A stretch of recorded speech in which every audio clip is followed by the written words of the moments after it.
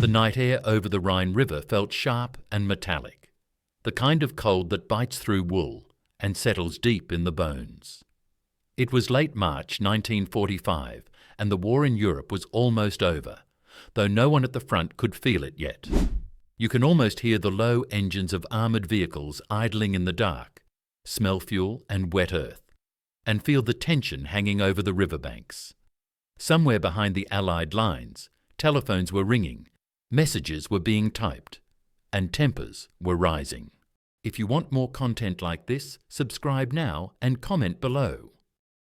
What had just happened would shake the Allied command structure at the worst possible moment, and at the centre of it all was one explosive demand: that General George S. Patton be fired immediately. Only 36 hours earlier, Patton's Third Army had done what many believed was impossible. Without waiting for elaborate planning or dramatic announcements, his forces crossed the Rhine River, the last great natural barrier protecting the heart of Germany. They did it fast, aggressively, and with little warning. While other commanders were still organising large, carefully staged crossings, Patton had already smashed through. The speed stunned the Germans, impressed many Americans, and enraged one man in particular, Field Marshal Bernard Montgomery. To understand why this moment mattered so much, you have to step back a few days. On March 7th, 1945, American forces captured the Ludendorff Bridge at Remagen intact. It was a gift of fate, and Supreme Allied Commander Dwight D. Eisenhower immediately ordered units to exploit it. But Eisenhower's broader plan was cautious and balanced. He wanted strong crossings along the Rhine, a coordinated pressure, and a steady push into Germany without unnecessary risk. He also wanted unity among his senior commanders, a task that was often harder than fighting the Germans. Patton, commanding the U.S. Third Army, had a different instinct. He believed speed was protection. He believed hesitation cost lives. And he believed the enemy was already cracking. On March 22, 1945, near the town of Oppenheim, south of Mainz, Patton gave the order. Under cover of darkness, his engineers quietly moved assault boats to the river. Infantry slipped across the water. Artillery followed.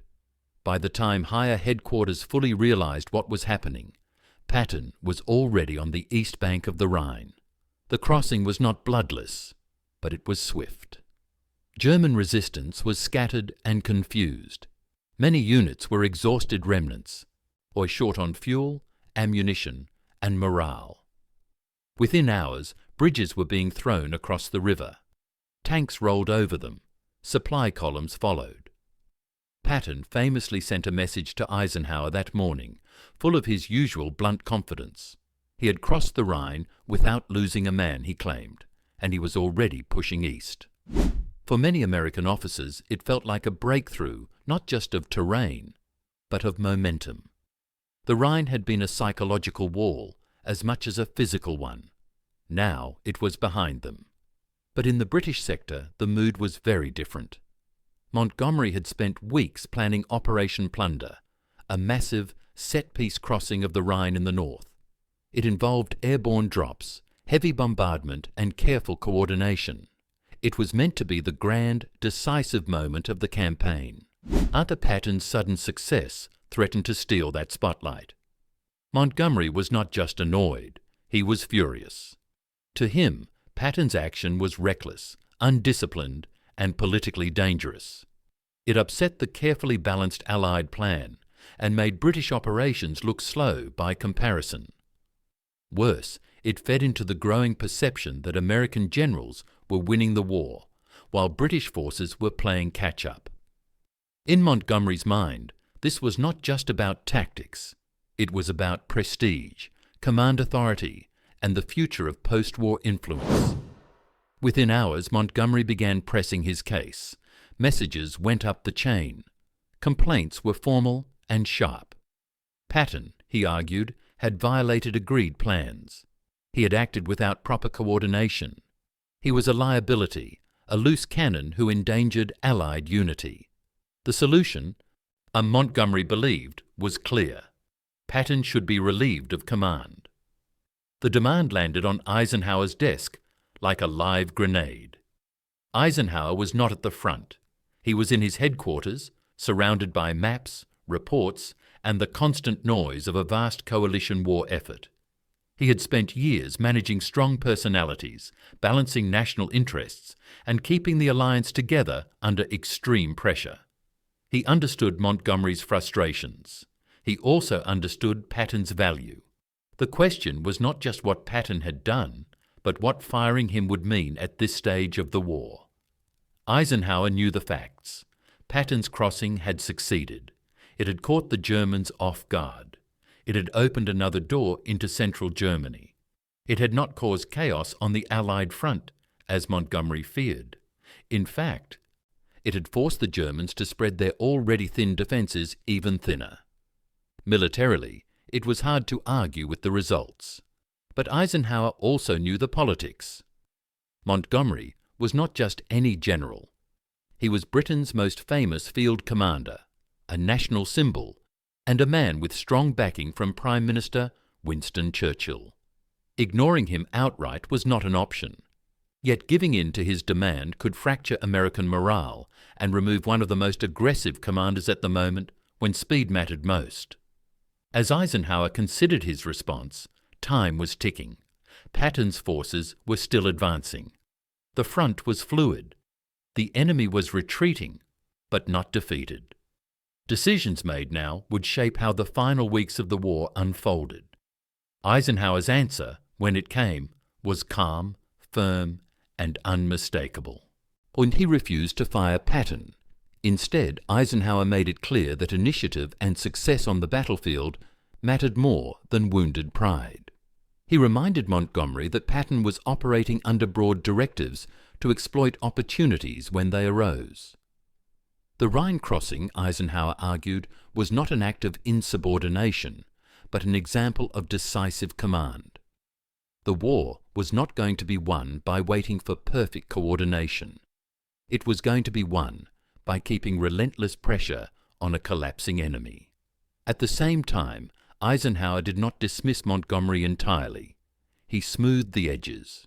He reassured him that Operation Plunder would still go forward and receive full support.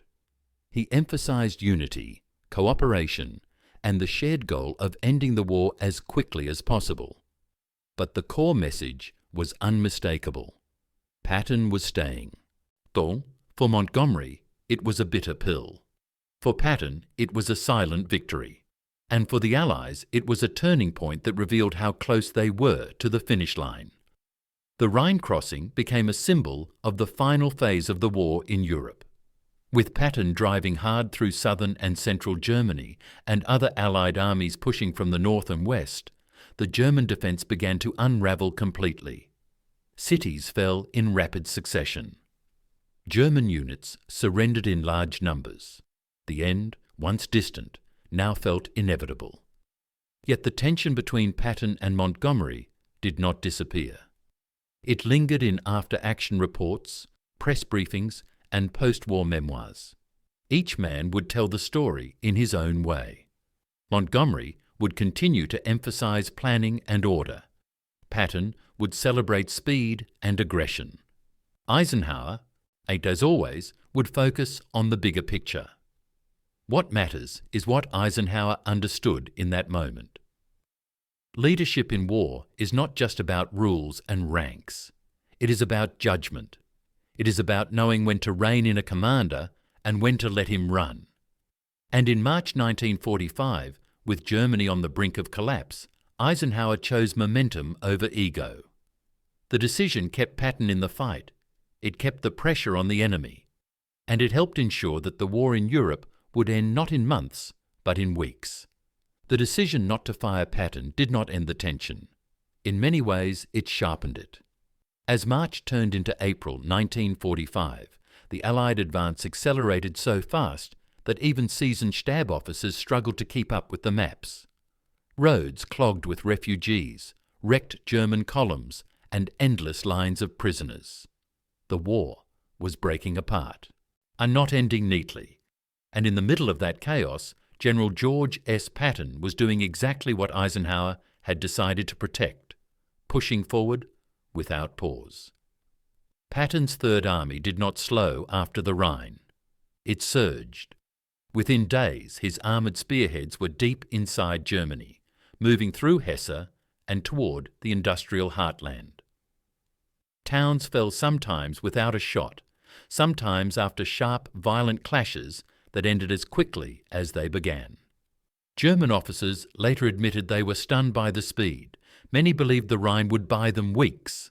Instead, it bought them hours. You can almost feel the confusion on the German side, commanders waking up to find American tanks already behind them. Meanwhile, Montgomery launched Operation Plunder on March 23, 1945, near Wesel in the north. It was massive, deliberate, and meticulously planned. Airborne troops dropped behind enemy lines. Artillery thundered for hours. Engineers built bridges under fire. It was a successful operation by any standard, but it unfolded under an uncomfortable shadow. Patton had already crossed. The symbolic weight Montgomery wanted had been diluted. The headlines, especially in the American press, reflected that reality. This contrast fed Montgomery's resentment. He believed deeply that wars were won by control and preparation, not impulsive thrusts. To him, Patton represented everything dangerous about American command culture. Loud, fast, unpredictable, and now protected by Eisenhower himself. In private correspondence and staff discussions, Montgomery continued to argue that the Third Army's methods would eventually cause disaster, but events refused to support his case. Eisenhower watched all of this closely. His job had never been to command a single army in the field. His job was to command men, strong men, proud men, men with national reputations and personal armies of supporters. The Patton-Montgomery rivalry was not new, but by late March 1945 it reached its final and most dangerous phase. One wrong move could fracture Allied unity just as Germany was collapsing. Behind closed doors, Eisenhower made his position clear to his senior staff. The priority was speed. The priority was preventing the Germans from forming a new defensive line, especially in central and southern Germany. Intelligence reports warned that remnants of the Wehrmacht might attempt a last stand in Bavaria or the Alps. Whether realistic or not, Eisenhower was not willing to take chances.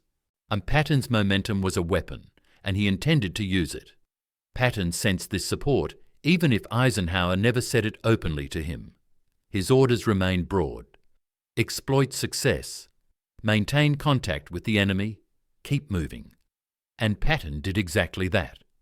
By early April, Third Army units were crossing the main river, breaking through what little organised resistance remained. German formations disintegrated under pressure, surrendering by the thousands. Montgomery, watching from the north, could not ignore the results. But acknowledgement did not come easily. The rivalry was personal now, shaped by years of slights, misunderstandings, and competing visions of warfare. Montgomery believed Patton was reckless. Patton believed Montgomery was slow. Both men believed they were right. The deeper truth sat with Eisenhower. He understood that Patton's crossing of the Rhine was not a challenge to Allied authority. It was a symptom of a collapsing enemy. The German army in the West was no longer capable of responding coherently. Initiative, not restraint, was the correct response. Eisenhower's refusal to fire Patton was not favoritism. It was strategic clarity. By mid-April, the consequences of that decision were undeniable. Patton's forces liberated concentration camps, captured key industrial centres, and shattered German command structures in the south. The speed of the advance shortened the war and reduced the time the Nazi regime had to continue its crimes. Every mile gained mattered. Montgomery's armies also advanced steadily and successfully, but the narrative of the final weeks was shaped by motion.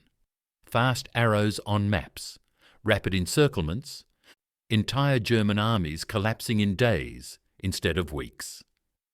In that environment, Patton's style fit the moment. When Germany finally surrendered in early May 1945, the arguments did not disappear. They simply moved from headquarters to memoirs. Montgomery would later defend his caution. Patton, before his death later that year, would remain convinced he had been right all along. Eisenhower, writing with the distance of time, emphasized unity and restraint, careful not to inflame old wounds. But the record is clear. In March 1945, when Montgomery demanded Patton be fired, Eisenhower chose results over resentment. He chose momentum over politics. And he chose to trust a commander whose instincts matched the moment. Standing by the Rhine today, it is easy to forget how much hung in the balance during those cold nights of March. The river flows quietly. The bridges carry traffic instead of tanks. But in 1945, that water marked the edge of the final act. And one decision, made under pressure, helped ensure that act ended swiftly. Eisenhower never needed to shout or threaten. His answer to Montgomery was firm because it was grounded in reality. The war was being won, and Patton was one of the reasons why. In the end, that was all that mattered. If you want more content like this, subscribe now and comment below.